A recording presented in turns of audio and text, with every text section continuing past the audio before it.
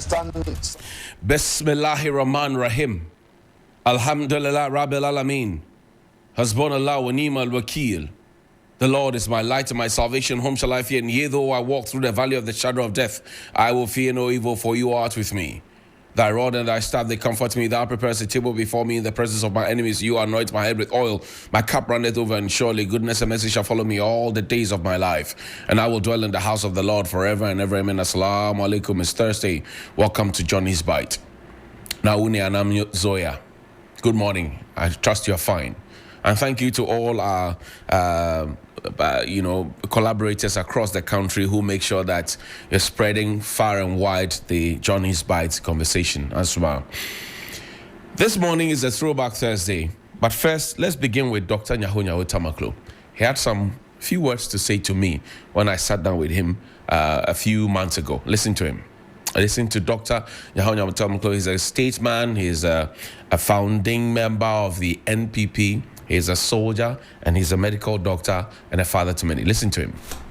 Now, I've been following your program, and I think I'll say very regularly. I don't get surprised when people criticize you, but I think you are doing a good job. Thank you, sir. And don't at all think about what people will say. Continue with the objective. The best in the morning is on 92.7. Sunrise on 3 FM. But not do it for yourself. But what Ghanaians cannot say is what you are saying. And I think we have to thank you for that. Thank you very much. What Ghanaians cannot say is what I have decided to say. And I've told you that it is a very dangerous sport to be right when the system is wrong. It's a very dangerous sport. All manner of ploys could be employed just to come at you. Very, very dangerous sport. But we do not waver. We will not shiver. We will survive. And if you're looking for some motivation, this morning I'll give you some motivation I picked from on the streets. Listen to this gentleman. God make a way for the sea to be no way. The best in the morning is on 92.7. Sunrise on 3 FM. For me, he will be my God. Show me one to be me guy. West the way. The best in the morning is on 92.7. Sunrise on 3 FM. You make a way. God make a way for the sea to be the way. I promise to my honor to pay to the lawyer. And that's the original version of the song that you'll be looking for. And that's your motivation for this morning. And I am giving you this motivation because I sat down with a cancer survivor in this month of October, as we wrap up the full month of October, where we had done breast cancer and also some conversation about cerebral palsy and also about dyslexia, etc. And she shared a harrowing story. Miss Anani, listen to her. Listen to Miss Anani. But tell me, so what do you do now for a living? I'm a fashion designer. Fashion designer? Yes. Where can we find your shop? Or you sew at home? Yes, I sew at home. Do you have a social media page or something? Sunrise Mana Empire. Facebook is Abna. I think Mana Empire too. The page is Mana Empire. Okay, you have to spell that for us so we can come and be sewing stuff from you so you can make some cool cash. Yeah. So Mana Empire is MANAEMPIRE. Okay. Mana Empire. Mana Empire. Yeah. Right. On Instagram. Instagram on too. Facebook. Okay, and X. The best in the morning is on 92.7. Sunrise do you have a on child? 3 No. FM. Do you hope to have one? Yes. Another Miriam. Yes, I hope to have one, but I'll just say I'll pray to God for that one. You pray to God. Yeah, because inspire the baby. Yes, no, not that one. Because after the 10 cycles of chemo again, from the last day to this year, 92.7. the chemo was not, my body was not responding to the medicines. Right. They just had to do another procedure again. Right. That is taking off the ovaries. Sorry about that. So your ovaries are gone. Ovaries and the womb. All of it? Yes. Because of the chemotherapy? No, because of the estrogen is too high, and right. I'm still young and I'm still menstruating and all those things. So that's the only option they have for me now. So I just have to agree to it. So you did agree to that? Yes. It was so hard for me to agree, but the lamp was not going, and it was becoming 2, now becoming 3. It was just becoming like plenty. Right. So the only option they had was that one. And also to stop the chemo, because I was on 10 cycles going to the 11, 12. The chemo is not working. Right. So I said, okay. You're just hurting yourself. Yes. So let me do the procedure and just be okay and start the hormonal medicine now. So that was Miss Anani, and the sad story is that she lost her womb and her ovaries. And as we close the month of October, I just want you to know and recognize that it is never too late to test and check to make sure that you are safe. And if you ever find something strange, get closer to a medical expert and get checked again. If there's a situation, be brave and bold like Miss Anani, who had gone through World War I and II and has survived. And she has a good and inspiring story to tell, and that should inspire you enough. So as we wrap up this month, and it's both for men and women. Breast cancer is not just for women, it's for both men and women. So that's our closing message for our Breast Cancer Awareness Month for the month of October. Now, sometime in the 70s, Ghana's second president, Professor Kofi Abrefa-Busia, he met the press. These days, it is not commonplace to have our president meet the press. No. Our president, the one who begged us to rule us, the one who begged us to govern us, the one who begged us to say that he has knocked 3 times that we are not listening. Put it up, that we are not listening. He has refused to meet the press since 2019.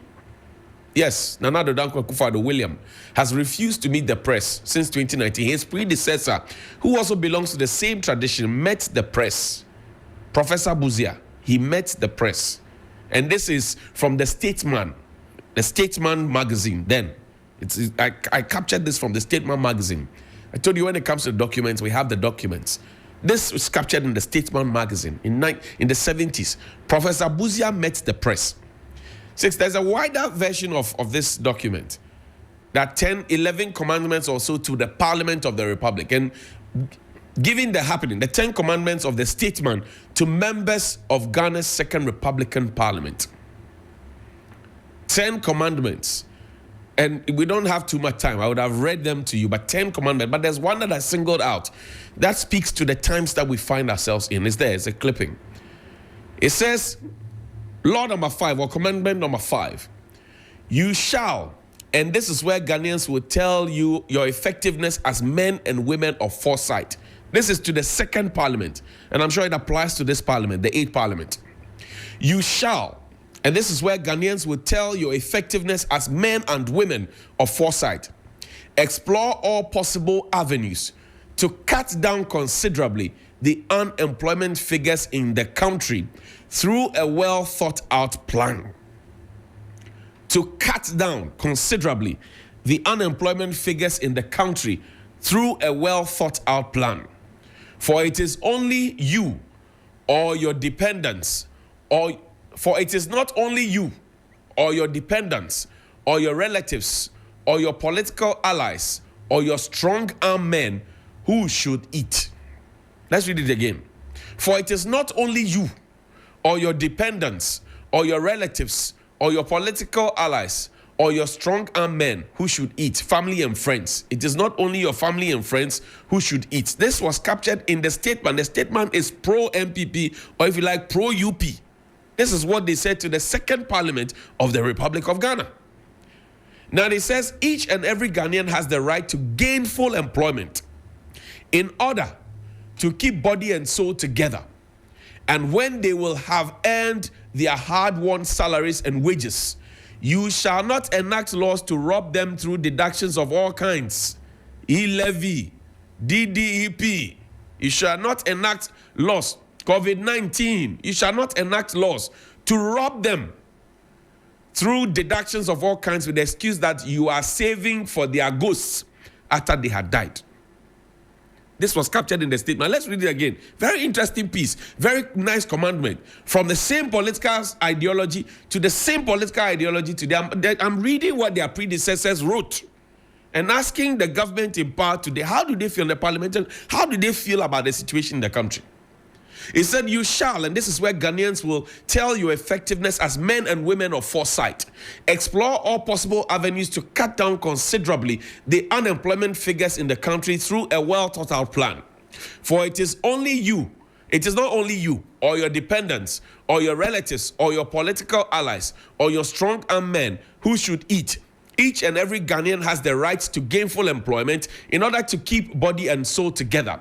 And when they have earned their hard-won salaries and wages, you shall not enact laws to rob them through deductions of all kinds with the excuse that you are saving for their ghosts after they had died. This was captured in the statement in the 70s. Well, President Buzia did not live the full term of his office because the same things that the pro-MPP or the pro-UP papers wrote, he did contrary, and he was ousted by the military, unfortunate as it was. But I ask our parliamentarians today and those clothed with power and authority today, this statement here on your screen is so true today, as it was true then, as Dr. Baumia would say, it was true then, it is true now. Or maybe the principles have changed. As Dr. Baumia would say that if the exchange rate is weak, your fundamentals are weak, the exchange rate will expose you. But if the fundamentals are not weak, then you warp logic and plenty things. This is what was written then. Today, ask yourself, and some of the people who participated in the second parliament are still alive. Some of the people who participated in the second government, second Republican government, are still alive. Ask them how they feel about the current circumstances in the country. It's not about calling people a character assassination, calling people incompetent and say you are biased, you are this. No. We are speaking to documents and figures and facts. That's what we are speaking to. We are not speaking to emotion. We are speaking to what was written then and what is happening now and whether or not the same people who propose those things believe in those things. It's a throwback Thursday. Find me Madam Cecilia Dapaah's resignation letter. She resigned, and I'm sure that you know the backstory. Some people went to steal her money, house help, collaborators, conspirators, whatever it is. They stole her money, huge sums of money, $1 million. We found some euro CDs, some jewelry, cloth, etc., etc. Became a matter. The matter is still in court. So I'll just read the statement to you, not make any statement about it. This is a letter of resignation. I write to inform you that I wish to resign from my position as Minister of Sanitation and Water Resources. It has become, it's been a great privilege and honor for me to have been given the opportunity to serve in your government, and in an even greater honor to have worked to try and bring your great vision to our country to fruition. Since yesterday, Friday, July 21, 2023, social and traditional media have been full of stories about a court case involving a theft that took place last year in the home I live with my husband and daughter. The stories sought to suggest that I own various huge sums of foreign currencies and millions of Ghana cedis which have been stolen from my home, suggest. Whereas I can state emphatically that those figures do not represent correctly what my husband and I reported to the police, I'm very much aware of the import of such stories around someone in my position. I am resigning, therefore, because I do not want this matter to become a preoccupation of government and a hindrance to the work of government at such a crucial time. Now, I intend to cooperate fully with all state agencies to enable them fully establish the facts. I have no doubt whatsoever that at the end of the processes, it will be fully established that I have conducted myself with integrity during my period in public service, and I will be fully exonerated from all the allegations that have filled the public domain in the past 24 hours. I thank you, my dear Mr. President, for the honor done to me in giving me the opportunity to serve our beautiful nation. Sincerely, Cecilia Dapaah. She signed this one. So that was the letter that was written. You know, the president wrote a beautiful letter. But before this one was written, when the story initially broke, this was the letter that was written, 21st of July 2023. Statement from Cecilia Dapaah.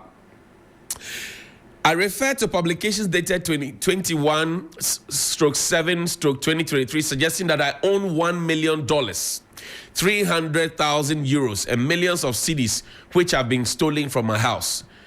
There are noticeable inconsistencies between what is being discussed in the public domain and the thrust of the original complaint on the matter. I am taking steps to examine the origins of the inconsistencies and will provide a detailed response in the coming days. Cecilia Dapaah. Good morning to the Special Prosecutor, Nkwanuma. Good morning to everybody. Yeah, I'm just saying good morning to you. I just read it's a Throwback Thursday. Now, let's do another throwback. Take me to Parliament, Public Procurement Authority. They wrote back to Parliament. Parliament had requested that they wanted to put lawyer Thaddeus Sori on a retainer and to deal with constitutional issues when the need arises in the court and also specific matters. Now, this is what the Public Procurement Authority wrote and told Parliament. This is the Public Procurement Authority. It's dated the 12th of December 2022. Request for approval to procure the services of external solicitor to support Parliament and the Parliamentary service through the application of a single source method of procurement. We make reference to your letter number PS PPA SS 1122 dated 15th of November 2022 on the subject above. At the 31st board meeting of the 5th board held on Thursday, 8 December 2022, the board could not approve your request. The board could not approve your request, and this is from the Public Procurement Authority to the Parliament of the Republic of Ghana. And I just want to demonstrate to you how the Parliament of the Republic of Ghana now is on one side, and the Attorney General that is supposed to be representing the Parliament of the Republic of Ghana is also on the other side. Now, it says that as at the 31st board meeting on the 5th board held on Thursday, the 8th of December 2022, the board could not approve your request to use the single source procurement method to engage Messrs. Sori at Law as external solicitor to support Parliament and the Parliamentary service at a retainer fee of 5,000 cedis and specific fee for the conduct of constitutional cases in the Supreme Court at a fee not exceeding 300,000 Ghana cedis. The board noted that since the Attorney General is the principal legal advisor, the board is of the considered opinion that Parliamentary service should continue to use the services of the Attorney General in all legal matters. We count on your usual cooperation. To the Clerk of Parliament, Parliamentary Service, and signed by Frank Mante, Chief Executive. Attention, Mr. Cyril Kwabena Oting Insia, who is the Clerk to Parliament. Now, yesterday, I'm sure you saw the showdown in Parliament.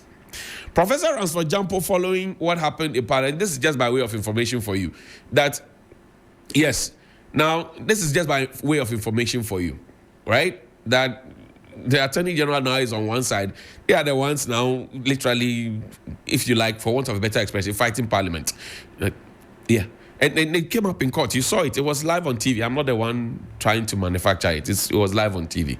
But Professor Ransford Jampo of UTAG, University of Ghana, he had this to say. You know, yesterday I read something from Franklin Kujo for you. He called it a gangster system. And he has interest in the Santo Kofi Akpafo Lifpe and Lolobi issue. For the past 4 years, they have not had a representative in Parliament because our Electoral Commission, led by Jean Mensah, woke up one day on the eve of the election to say that the people of Santo Kofi Akpafo Lifpe and Lolobi cannot have a parliamentary candidate because they cannot participate in the parliamentary election. And for 4 years, that botch on our democracy has remained. Now, this is what Professor Ransford Jampo says. He says, well-meaning Ghanaians should worry about our Supreme Court is concerned, why our Supreme Court is concerned about the potential, about the non-representation of some people for less than 2 months, while SAL people have been denied representation for almost 4 years. He says, well-meaning Ghanaians should worry about why our Supreme Court is concerned about the potential non-representation of some people, and I'm talking about 4 constituencies, Cynthia Mamle Morrison's constituency, Andrew Siame's constituency, and 2 others. They're concerned. Professor Jampo is asking the question. He's a professor of political science. He says we should be worried if you're a well-meaning Ghanaian. why the Supreme Court is concerned about the potential non-representation of some people for less than 2 months, and they have had representation all this while until this matter came up. While the people of Central Kofi, Akpafu, Likpe, and Lolobi have been denied representation for almost 4 years. He says, if you're a well-meaning Ghanaian, you should be worried. This is what he thinks. What do you think? Are you worried as a well-meaning Ghanaian? Because Parliament exists to represent all of our interests. Parliament exists so that we will all have a voice. And Parliament exists because we all cannot be in Parliament, we elect representatives to go there. The conundrum in Parliament now is that some persons who came, say, on the ticket of NDC or MPP, now say they want to either run independent, or those who came on the ticket of independent say they want to run on the ticket of a political party. And then somebody in the House of Parliament says, no, you cannot do that because the people in your constituency voted for you because you were wearing a certain party color or because you were independent. So you cannot represent them. Then they will quote Article 97 and go on and on. But I'm not a lawyer, so I cannot be explaining the legalese of the issues. But if you read black and white, some say the thing is that we didn't have to go to the court. So the Speaker of Parliament says, okay, if there's supposed to be something coming in and I don't think it's, then John Sinedine, forever and ever, I'm going to sit somewhere, wait for you. When you finish, then we come. Yesterday, we saw the shoulder in Parliament. We will wait for when the matter is determined. But Professor Jampo says that if you're a well-meaning Ghanaian, you should be worried that our Supreme Court, because the Sao matter also went to the court. And in fact, the court asked them to go back to the High Court to go and begin from there and climb up to the Supreme Court. So he is asking, why didn't, Franklin Kujo yesterday asked, why didn't the court, for example, ask Alexander Afenyo-Marking to go down to the High Court and start from there and climb up? These are questions that people are asking. These are intellectuals who are asking their questions. I'm only re-echoing the questions they are asking. I'm not adding my slant or my opinion to it. Now, there's a call for a debate. Dr. Mahmoud Bawumia says, let's have a debate. John Mahama says, I have asked you 5 questions. Answer the questions. Questions about the economy. Why don't you no longer talk about the economy? Can you talk about the exchange rate? Dr. Bawumia says, I've given you 50 questions. And Dr. Bawumia is in the habit of giving a lot of questions. Give Dr. Mr. Atta some questions. The questions remain unanswered. People say, now that he is vice president, since the exam is set for the student has not been answered, he should answer the question. He has not answered those questions. Now he has added 50 more questions. And he says, if John Mahama wants an answer to his 5 questions, he should come for a debate. His boss, Nana Addo Dankwa Akufo-Addo, is also talking about a debate, sadly. Then the question the ordinary Ghanaian will ask is, Nana Addo, who didn't participate in a debate in 2016 and also refused to participate in a debate in 2020, now thinks that a debate is necessary. In 2016, he didn't participate in a debate. In 2020, he didn't participate in a debate. Dr. Bawumia was with him. He didn't impress upon him to participate in a debate because the debate is necessary and to answer the questions. Today, he thinks that it is necessary to participate in a debate. Somebody says, if you participate in a debate, you're actually going to clean up somebody's mess. Listen to what Dr. Bawumia said about debates in this country. Listen to him. And today, John Mahama says he wants a debate on the economy. Now I want to challenge him to come to Sangba and debate. The best in the morning is on 92.7 Sunrise on 3FM. He should tell the people of Sangba what he has done for them in the last 8 years.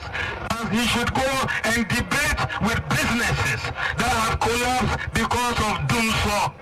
He should go and debate with farmers who cannot buy fertilizer because of his policy. The best in the morning is on 92.7 Sunrise on 3FM. Who cannot access loans because of high interest The rates. best in the morning is on 92.7 Sunrise on 3FM. Because his government is not paying.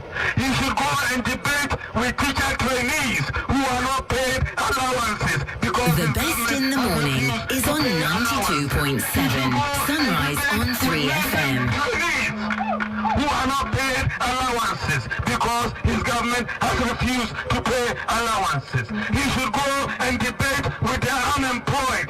our youth who are looking for jobs because his economy is collapsing. He should go and debate with drivers who are facing a hard time because of high insurance and molestation by the authorities. He should go and debate with cocoa farmers whose farms are The Best in the Morning is on 92.7 Sunrise on 3FM. He should certainly go and debate with people who cannot afford to pay electricity bills. So there's a litany, and we'll play a very last video and wrap up, Shaq. So these are the people, and the list is exhaustive. We have not finished. But Dr. Bawumia says that John Mahama, back in the day, should have gone and debated all those people before coming to ask for a debate. So now ask Dr. Bawumia and the people who are pushing for the debate. Have you finished debating all these people? Domestic debt exchange program people, school feeding. Have you finished debating all of them? When you finish debating them, I'm sure you can come, because that is the standard you set. The marking scheme that you set, I'm sure that you should be fair to yourself and apply the marking scheme. But finally, this is our last video. Agenda 111. In the heat of COVID, Agenda 111 was used as a political tool to win an election in this country. When everybody was confused, and I'm happy to be part of the infectious disease center that we built. We contributed as private sector to build that. I'm happy to have been part of it, to have sent my widow's mite. Agenda 111 was used as a political tool, a campaign message in the heat of the COVID pandemic. It started with 88, then we moved it to 111. We still are using it for political gains. La General Hospital remains unbuilt. La General Hospital remains unbuilt. Agenda 111, so far, how far? Because we gave ourselves 18 months from the time it was announced. How many months has it been? And Nanado is used to saying 18 months. I'll transform Ghana in 18 months. Listen to what the president said in Parliament. Listen to him.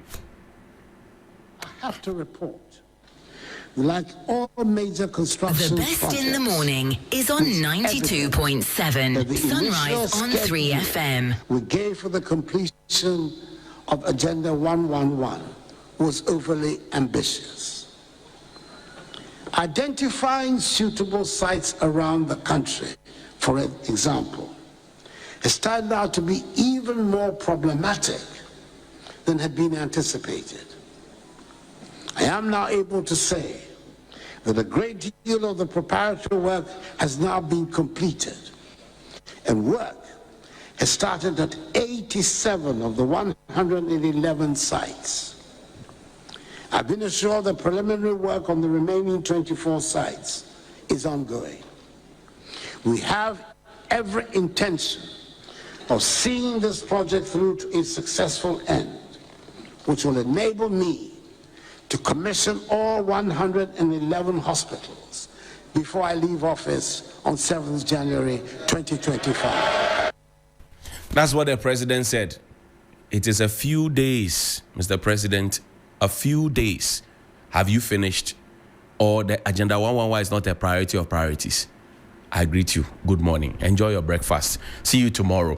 Please call us 055-924-2717 and 055-691-0154. After this break, you will hear your voice live on air on 3FM 92.7. Wafa, send us money to take care of your